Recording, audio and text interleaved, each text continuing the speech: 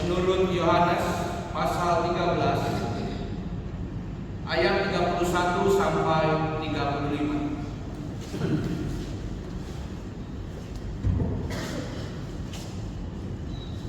Yohanes 13 ayat 31 sampai 35. Demikian. Sesudah Yudas pergi, berkatalah Yesus, sekarang Anak Manusia dimuliakan dan Allah dimuliakan di dalam Dia. Jikalau Allah dimuliakan di dalam Dia, Allah akan memuliakan Dia juga di dalam dirinya dan akan memuliakan Dia dengan surga. Hai anak-anakku, hanya sebentar lagi aku bersama kamu. Kamu akan percaya, dan seperti yang telah kukatakan kepada orang-orang Yahudi, ke tempat aku pergi, kamu tidak dapat datang. Demikian pula sekarang aku mengatakannya kepada kamu juga.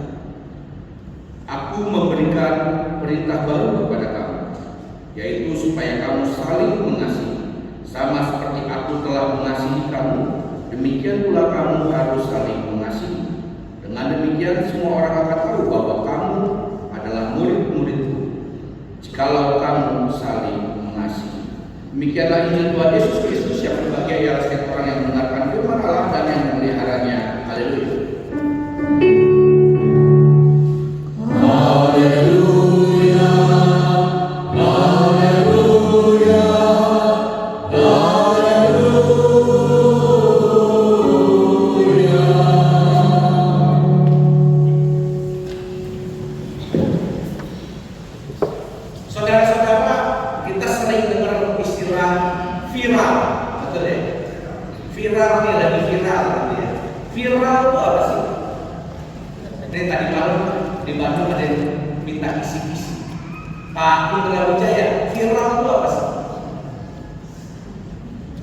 Dia takut ditanyain sama saya.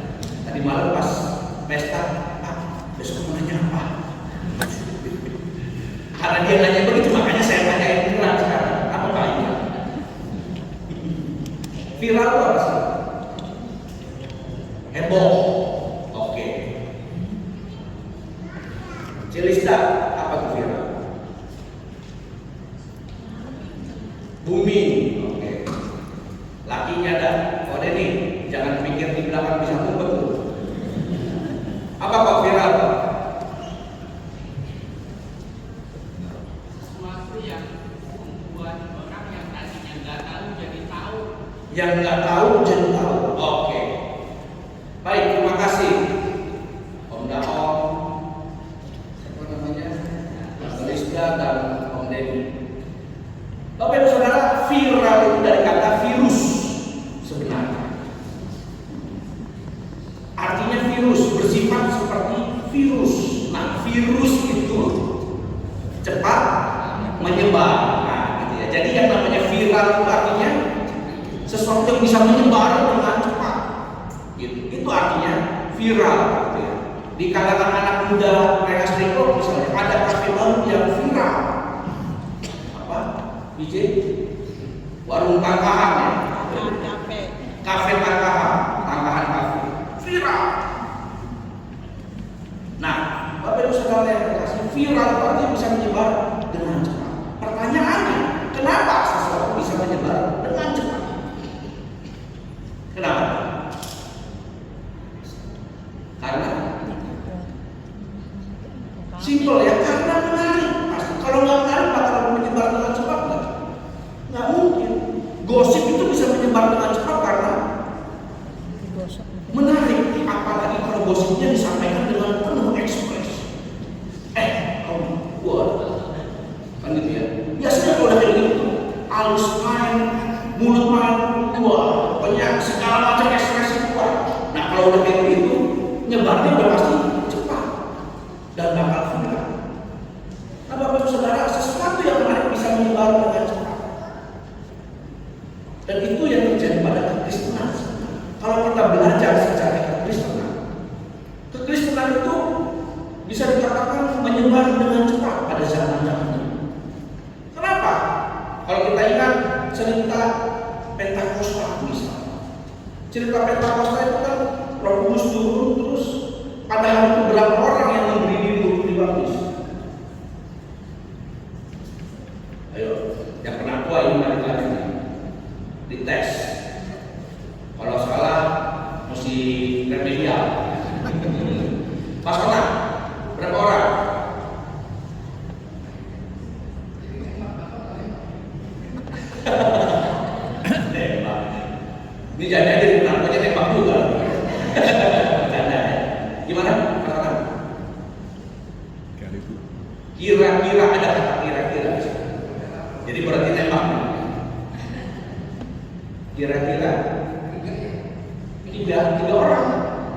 dikit amat 3 orang. Berapa puasa? Wah 3.000 benar nih. Pengakuan iya, guru sekolah minggu iya. Mantap. Betul, kira-kira 3.000 orang hari itu. Dan kemudian Alkitab mencatat bahwa setiap hari semakin bertambah. Kenapa? Pertanyaannya, kenapa kekristenan begitu viral waktu itu? Langsung banyak orang memberi diri dibaptis berturut-turut, terus menerus. Kenapa kira-kira? Karena satu tadi, yang viral itu pasti menarik.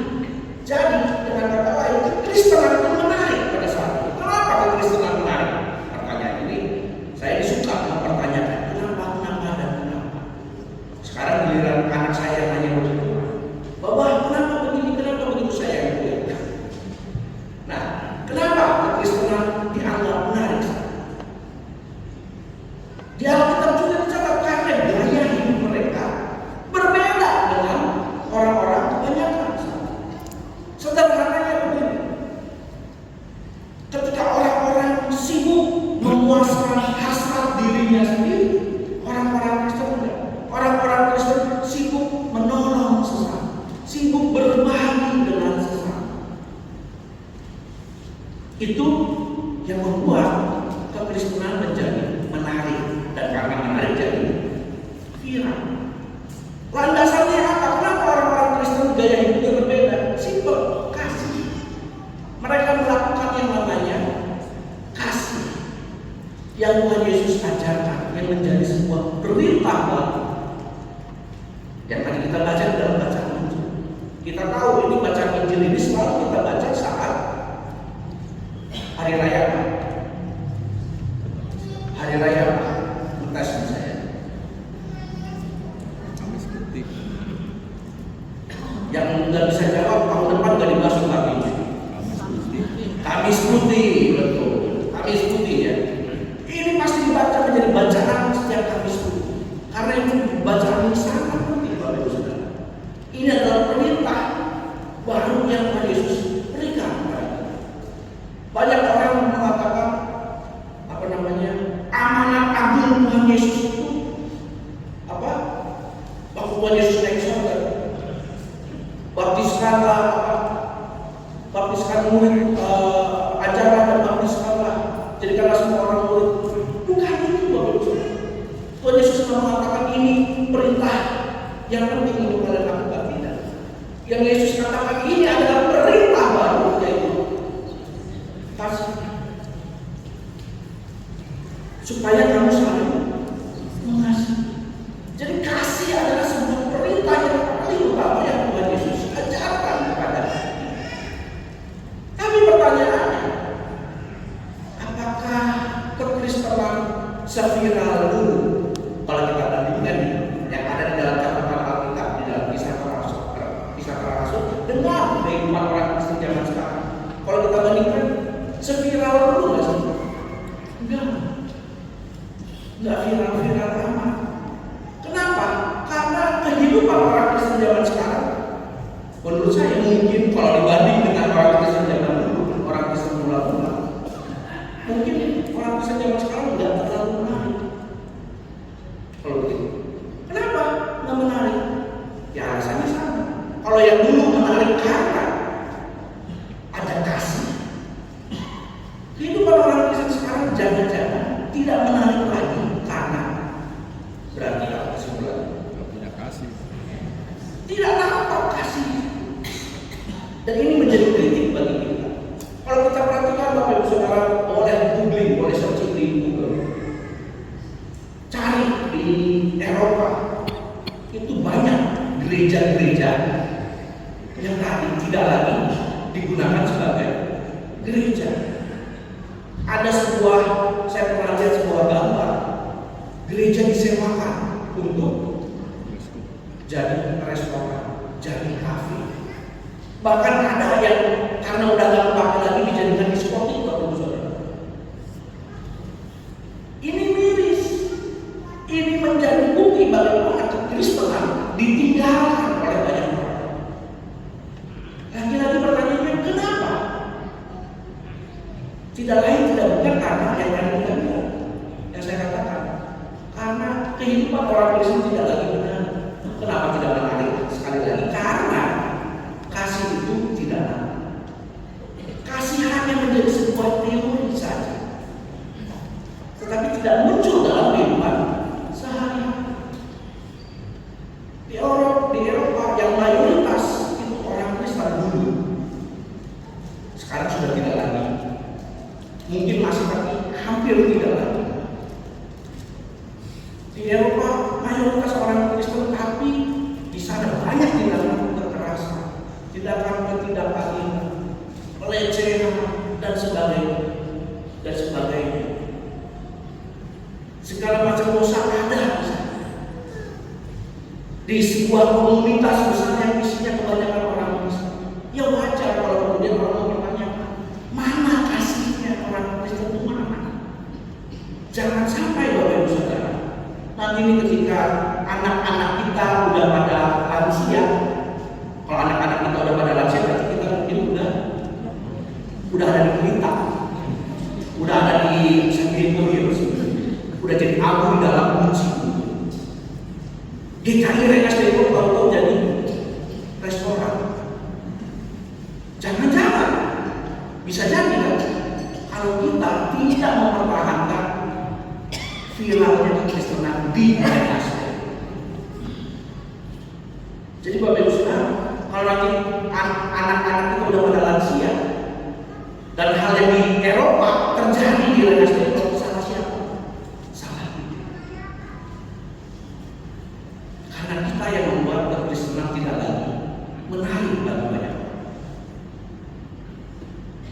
orang. Pelan-pelan, bahkan mungkin berbondong-bondong keluar dari gereja kami, tidak ada kasih. Kenapa bisa terjadi seperti itu Bapak Ibu Saudara? Bacaan pertama kita menunjukkan salah satu penyebabnya. Bacaan kita pertama di dalam Kisah Para Rasul 11 itu kan cerita tentang Petrus. Petrus itu diutus untuk mengajar dan membaptiskan siapa namanya? Wah, inilah Alkitab yang langsung ditutupkan. Ini selalu saya bilang, kalau habis pembacaan udah dengar khotbah, jangan ditutup Alkitab, baca. Kalau nggak kita dikibur-kiburin sama khotbah bisa jadi. Siapa yang mau dibaptis sama Petrus? Cornelius. Masalahnya adalah Cornelius ini bukan orang Yahudi, sementara Petrus itu orang Yahudi saja. Dia itu orang yang Yahudi banget. Kemudian dia merasa bahwa sebagai orang Yahudi dari kecil dia diajarkan bahwa orang Yahudi adalah bangsa pilihan. Kemudian dia berjumpa dengan Yesus, dia semakin teguh bahwa bangsa pilihan itu dihadirkan melalui Yesus Kristus dulunya. Makanya Petrus itu menjadi salah seorang murid yang paling beriman. Kita tahu ceritanya bagaimana Petrus itu paling semangat. Waktu Yesus ditangkap, apa yang dia lakukan? Dia membela Yesus, dia ambil orang, dia potong salah satu orang yang kuping orang yang mau menangkap Yesus yang namanya Malkus, dipotong. Saking militannya si Petrus. Jadi dia sangat kencang, imannya kuat gitu ya. Tapi dalam perspektif agama yang benar, karena dia orang Yahudi, dia merasa dirinya sebagai bangsa pilihan. Kemudian dia disuruh pergi ke rumah Cornelius. Cornelius bukan orang Yahudi. Aduh, dia ada malas. Dia bukan orang Yahudi, nggak layak untuk mendapatkan anugerah Allah. Nah, Bapak Ibu Saudara, Petrus secara sadar dia memilih siapa yang layak dan siapa yang tidak layak mendapatkan kasih Allah. Dia yang memilih. Dia merasa berhak sebagai murid Yesus, sebagai rasul. Dia merasa berhak memilih di antara Anda semua siapa yang layak dan siapa yang tidak layak. Dan ternyata itu jadi masalah. Kemudian dia mendapatkan penglihatan. Kita tahu bahwa sudah dikasih dibentangkan dalam semua layar ada binatang-binatang yang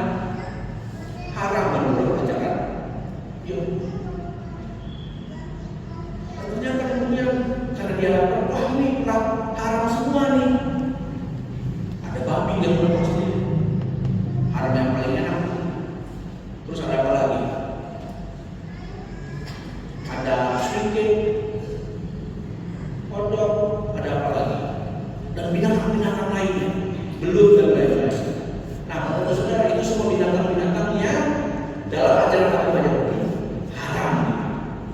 Tapi Tuhan justru ayo nih makan ini. Tadinya kan itu senang, tapi kemudian dia sadar, kenapa ya Pak? Malah yang dikasih haram. Ternyata kemudian Tuhan menginsafkan dia bahwa tidak ada yang haram di mata Tuhan. Tidak layak kamu memilih siapa yang layak dan tidak layak. Dengan kata lain sederhananya begini Bapak Ibu Saudara, Tuhan menegur Petrus untuk tidak boleh membatas-batas anugerah Allah. Siapapun berhak mendapatkan anugerah Allah. Siapapun berhak. Jadi ketika kita membatasi anugerah Allah itu, menurut pemikiran kita apapun itu, dengan dalil apapun yang kita dapatkan di dalam Alkitab, maka itu salah. Wah dia nggak boleh, dia nggak boleh, maka itu salah. Semua orang berhak mendapatkan kasih anugerah Allah.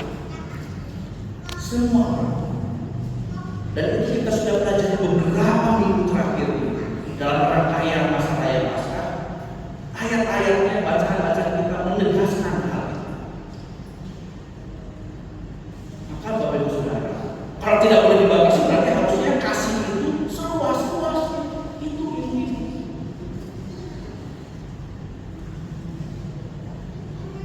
Itu yang harusnya bisa membuat tali kekristenan tetap viral, tetap hadir.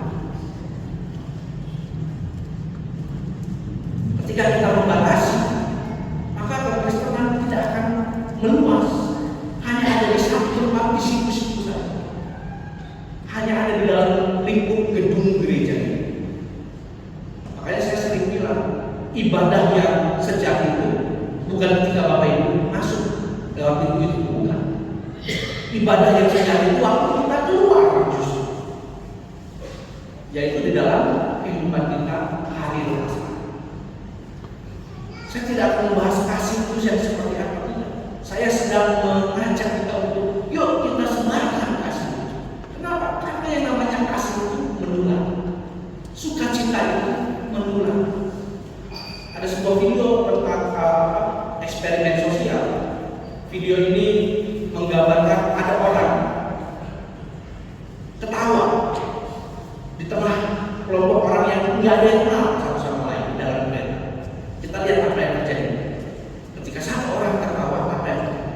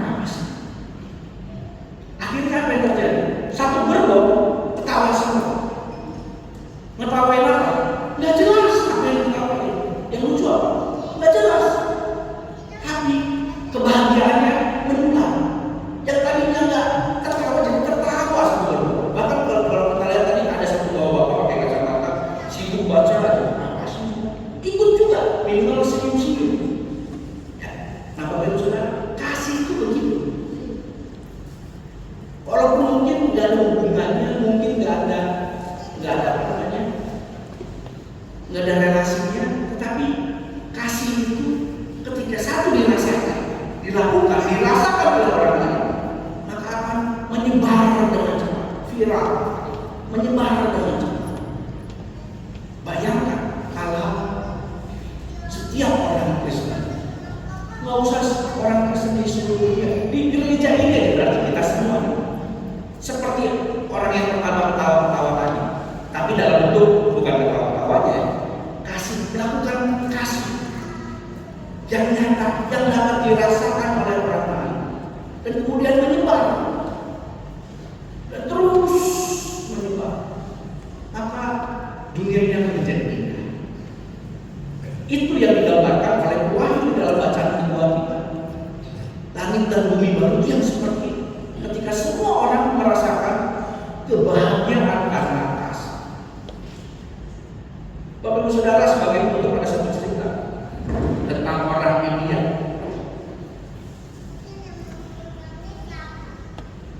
Namanya Dashrath Manji.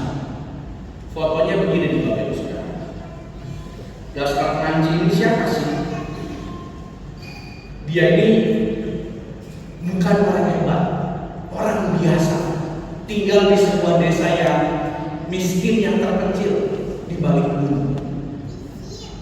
Suatu ketika dia sedang bekerja di ladang, istrinya yang lagi hamil besar ceritanya mau nganterin makanan buat dia. Nah, karena dia tinggal di balik gunung, istrinya harus lewat gunung itu. Namanya ibu-ibu lagi hamil besar kan jalannya susah ya. Jalannya nggak kelihatan begitu buka perut kan gitu. Mungkin kepleset, jatuh jurang. Jatuhnya kenapa nggak ketahuan? Mungkin dia jalan nggak kelihatan karena ketutupan perut, terus jatuh meninggal. Si siapa tadi namanya? Dashrath Manji ini nggak langsung tahu. Yang nemuin tetangga-tetangganya dikabarin, istrinya meninggal. Berarti yang meninggal dua, istrinya dan anak yang di dalam kandungan. Dan Dashrath Manji sedih. Kenapa bisa begitu? Karena dari tempat dia tinggal di kampungnya ke tempat dia kerja harus melewati gunung. Terus dia berbayangkan, kalau ada orang lain tetangganya kayak begitu juga, istrinya seperti itu juga, kasihan. Karena dia kasihan, maka dia ambil paha, dia ambil malu, dia datang ke gunung itu dan dia ketok. Terus dia ketok. Tujuannya apa? Dia pengen membelah gunung itu. Itu yang di belakang di foto itu bisa dilihat ya. Itu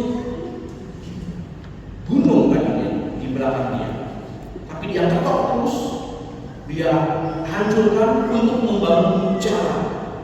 Bapak Ibu Saudara tahu berapa lama yang dia butuhkan waktu? 22 tahun. 22 tahun dia menggali jalan hanya dengan palu sagoda sama kayak pahatan begitu. 22 tahun dia lakukan. Tadinya dia dianggap orang gila, nggak waras. Gimana ceritanya pakai alat seperti itu mau membelah gunung?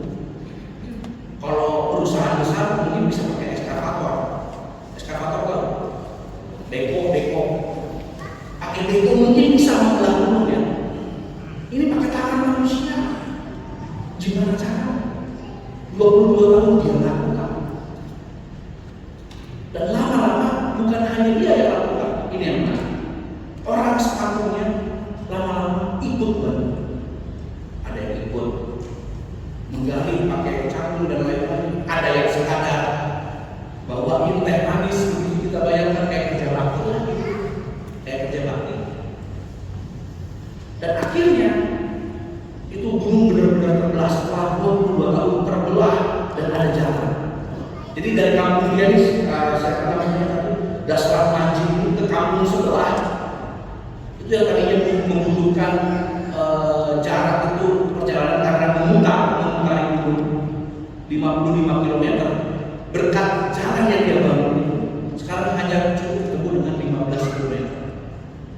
Dan akhirnya pemerintah India mengakui karyanya itu dan memberi dia gelar pahlawan. Sampai kemudian di kisah hidupnya dijadikan film The Mountain Man judulnya. Saya cari-cari di Netflix ada. Mungkin siapa tahu yang suka buka layar kaca 21 mungkin bisa cari The Mountain Man. Orang yang kisah seseorang yang membelah gunung karena cintanya kepada istrinya. Istrinya udah meninggal, tapi dia membuat jalan bukan buat istrinya, buat orang lain. Tapi karena cintanya pada istrinya, dan itu menginspirasi banyak orang. Pertama orang-orang di kampungnya untuk ikut kerja bakti dan kemudian menginspirasi seluruh dunia. Dasar Tuhan, Bapak Ibu Saudara, ini kasih yang nyata, kasih yang benar-benar berguna bagi banyak orang.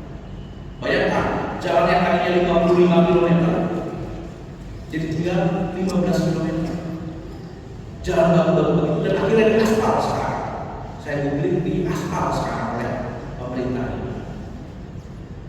Semua dimulai dari satu orang tua ini, orang yang tidak berpendidikan, tak punya harta benda, tapi dia bisa melakukan sesuatu yang berdampak besar. Awalnya kecil yang dilakukan, tapi dampaknya besar sekarang. Bapak Ibu Saudara, itu yang harusnya kita lakukan dalam hidup kita. Ada banyak gunung lain yang bisa kita belah seperti dasar kaca. Gunungnya mungkin bisa berbentuk yang berbeda, apapun itu. Tapi kita harusnya bisa membukakan jalan. Tugas seorang Kristen itu membukakan jalan, membangun jembatan yang tadinya tidak terhubung menjadi terhubung. Itu tugas kita para Kristen. Bukannya justru membangun pembatas. Kalau kita bandingkan dengan kisahnya Petrus, bukannya justru kita membangun tembok. Kita itu membangun jembatan, membangun jalan. Kasih itu seperti itu. Dan percayalah, sekecil apapun kasih yang kita lakukan, tindakan yang kita lakukan. Kalau kata Bunda Teresa, sekecil apapun tindakan yang kita lakukan, tapi kalau didasari dengan kasih yang besar, maka itu akan berdampak besar juga. Kiranya Tuhan